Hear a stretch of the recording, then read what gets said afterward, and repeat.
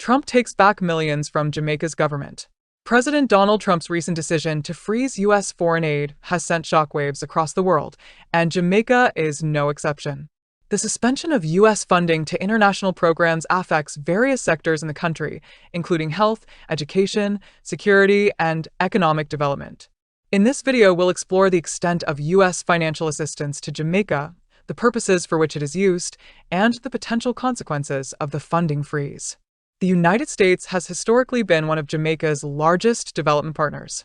Through agencies such as the United States Agency for International Development, USAID, and programs like the President's Emergency Plan for AIDS Relief, PEPFAR, Jamaica has benefited from millions of dollars in funding.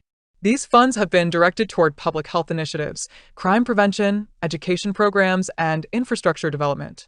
Jamaica has received approximately $60 million per year from the USAID program since 2020, a significant decrease from the $123.4 million annual funding provided between 2013 and 2020.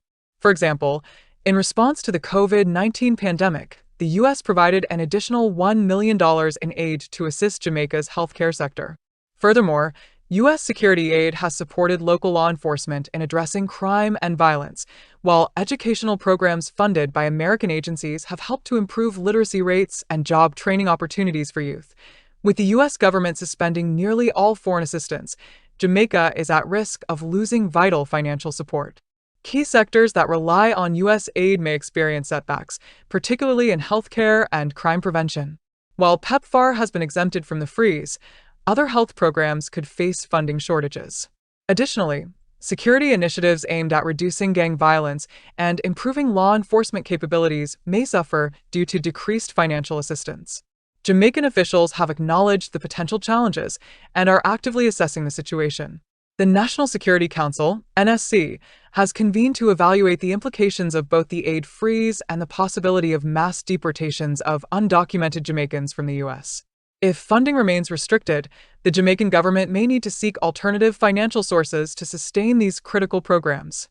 Beyond immediate program disruptions, the U.S. aid freeze could strain diplomatic relations between Jamaica and the United States.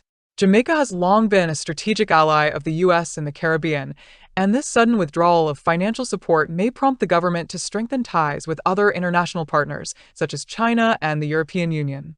Economically, reduced U.S. funding could slow down development projects, affecting employment opportunities and social services. Programs that rely on grants may be forced to downsize or shut down entirely, leaving vulnerable populations at risk. The Jamaican government will need to explore alternative financing solutions, such as increasing trade partnerships or seeking loans from multilateral institutions like the International Monetary Fund, IMF, and the World Bank. President Trump's decision to freeze U.S. foreign aid presents a significant challenge for Jamaica. The country has long depended on American funding for essential programs in health, security, education, and economic development. While officials are working to mitigate the effects of this sudden loss, the reality is that Jamaica may face setbacks in crucial areas unless alternative financial solutions are secured. The unfolding situation highlights the importance of diversified international partnerships and the need for greater financial independence in small developing nations like Jamaica.